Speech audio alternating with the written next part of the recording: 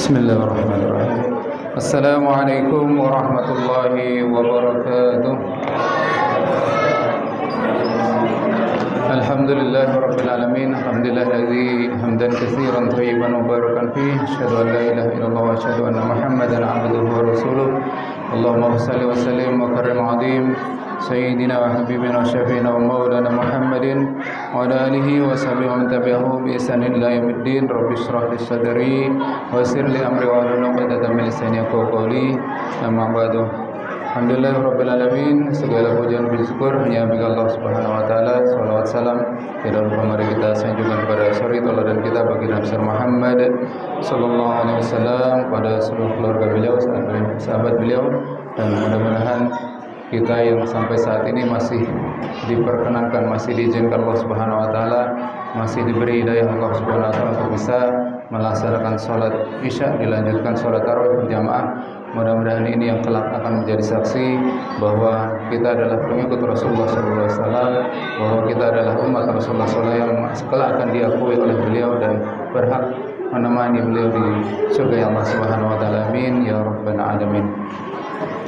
Baik Bapak Ibu rahimakumullah, alhamdulillah sudah malam ke-28, insyaallah tinggal beberapa hari lagi, dan nampaknya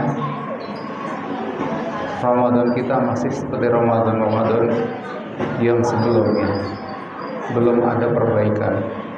Wabil khusus bagi diri pribadi saya sendiri, Ramadan masih seperti yang sebelum-sebelumnya.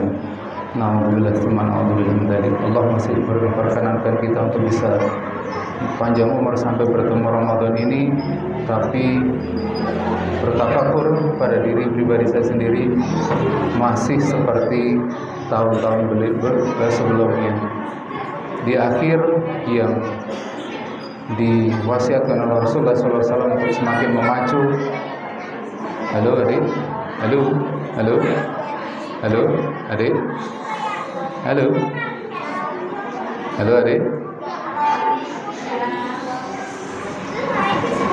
Bentar dulu ya, ngobrolnya nanti lagi. Kalau ngobrol di luar, silakan di luar. Kalau mau main, mau ngobrol, silakan di luar. Baik, kembali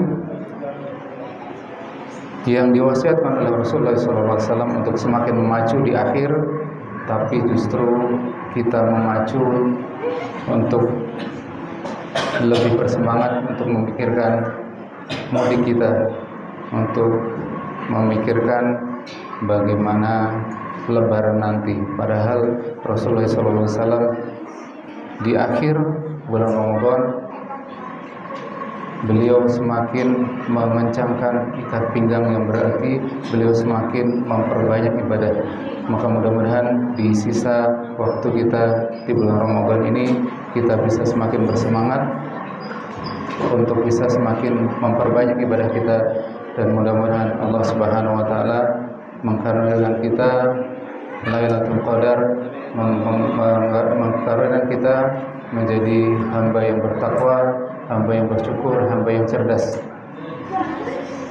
Baik jamaah rahimakumullah, tidak jauh-jauh mungkin ini kaitannya dengan mudik kita.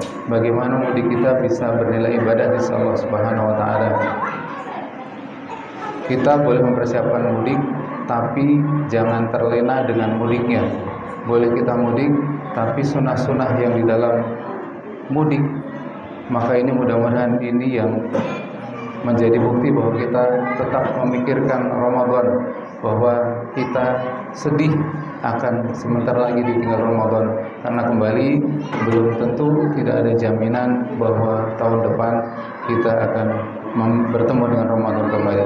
Maka bagi kita yang mudik, mobil khusus di saya sendiri, insya Allah mohon doanya besok, mudah-mudahan besok berangkat. Mudah-mudahan berangkatnya juga dalam rangka ibadah kepada Allah Subhanahu wa taala, dalam rangka kita sama-sama sowan, kita mengabdi kepada orang tua kita. Mudah-mudahan ini dihitung ibadah oleh Allah Subhanahu wa taala selama perjalanan. Maka pada malam hari ini izinkan saya mengambil bab tentang adab-adab dalam safar. Yang pertama, adab dalam safar, yaitu Tidak dianjurkan untuk sendirian, hendaknya berdua atau lebih baik tiga. Dalam hadis Rasulullah SAW, orang yang berkendaraan sendiri adalah setan, orang yang berkendaraan berdua adalah dua setan, orang yang berkendaraan bertiga maka itulah orang yang berkendaraan yang benar. Tapi jangan diartikan secara harfiah. Sendiri nanti naik motor sendiri kerja itu berarti setan, berdua pun dua setan, tidak seperti itu. Ini yang bisa diambil pelajaran adalah yang terbaik ketika kita safar adalah mengajak teman.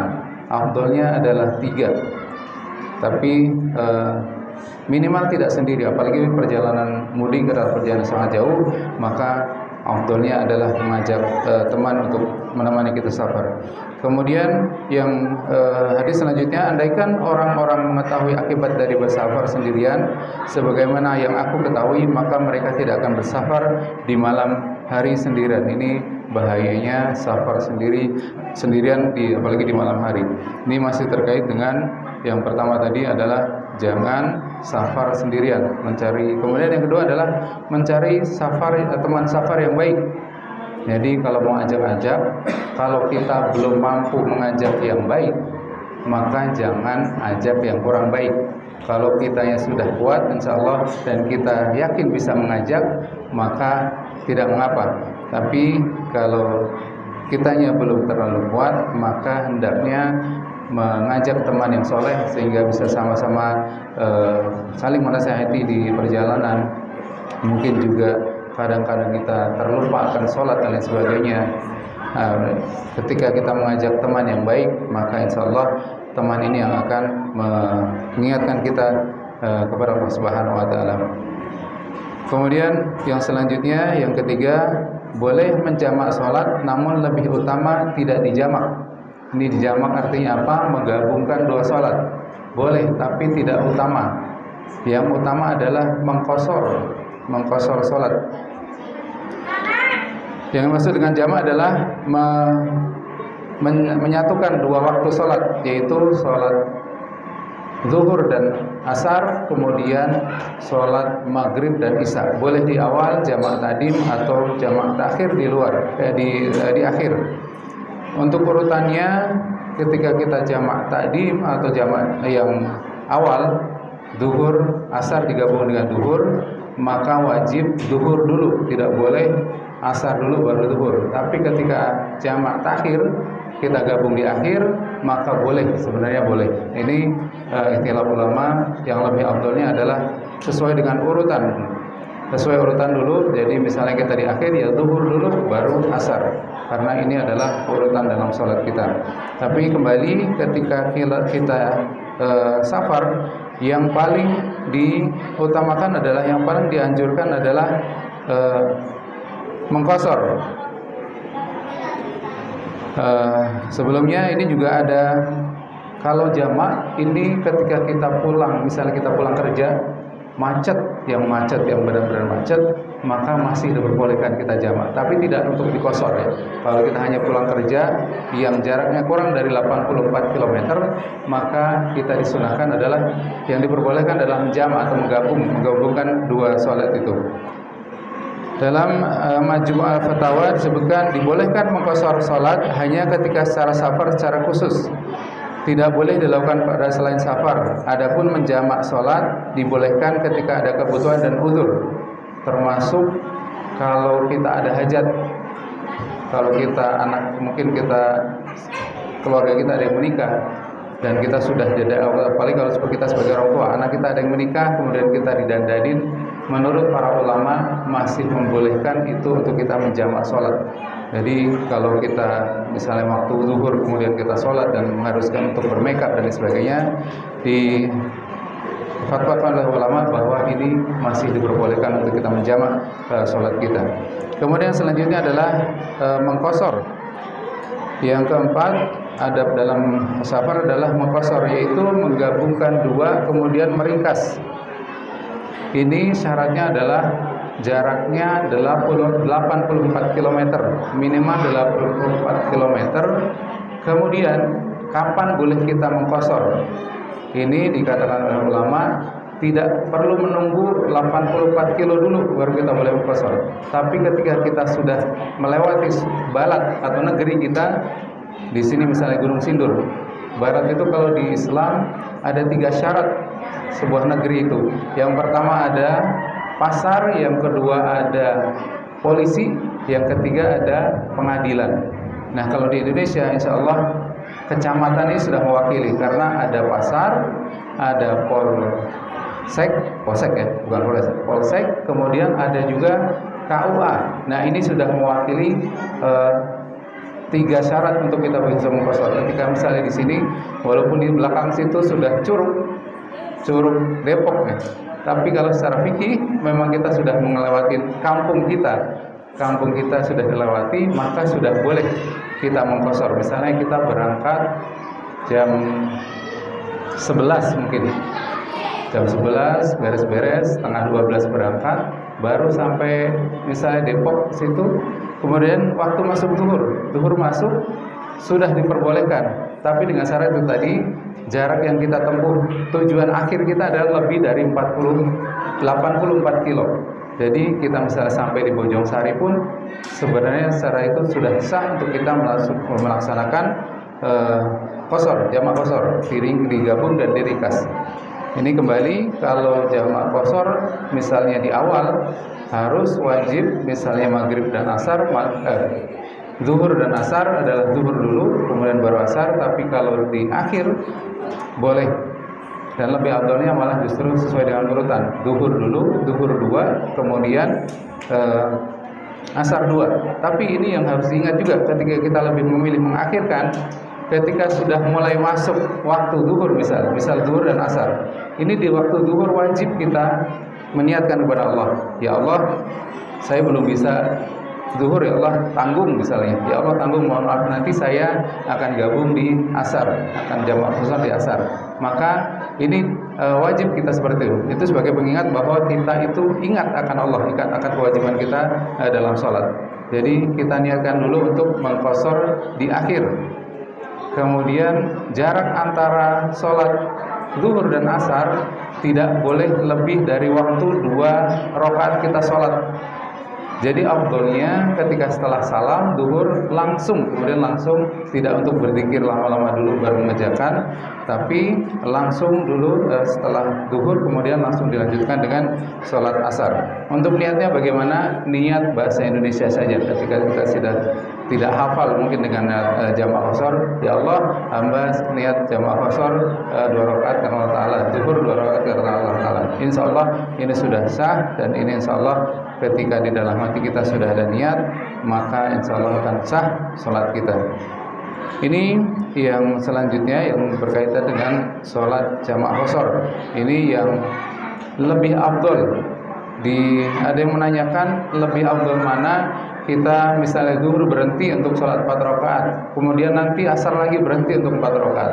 Yang lebih afdol adalah yang mengambil keringanan, yaitu mengqasharnya, tidak untuk nanti zuhur berhenti, asar berhenti, tidak, tapi mengambil salah satunya, kemudian ini sebagai bonus dari Allah. Kita mengambil bonus dari Allah, keringanan yang Allah sudah sediakan untuk kita, maka kita ambil untuk mengambil keberkahnya. Ini disebutkan oleh para ulama lebih afdal untuk kita mengqashar sholat kita. Kemudian yang selanjutnya adalah ini bagi yang berkendara menggunakan pesawat, wajib sholat di darat selama masih memungkinkan. Jadi ketika waktu masuk, maka kita diwajibkan untuk sholat dulu, tidak menunda untuk nanti kemudian di dalam pesawat, misalnya nanti aja di pesawat kan bisa gitu. Tidak seperti itu. Ketika kita sudah masuk waktunya, kemudian kita sholat terlebih dahulu, kecuali mungkin kita sudah sangat buru-buru, sudah hampir sudah ada panggilan misal kedua atau ketiga, ini kita buru-buru, kita sudah mepet. Nah ini mungkin insya Allah termasuk dari uzur. Yang selanjutnya adalah membaca doa keluar rumah. Ini insya Allah semua sudah hafal, yaitu Bismillahirrahmanirrahim, la haula wala quwwata illa billah.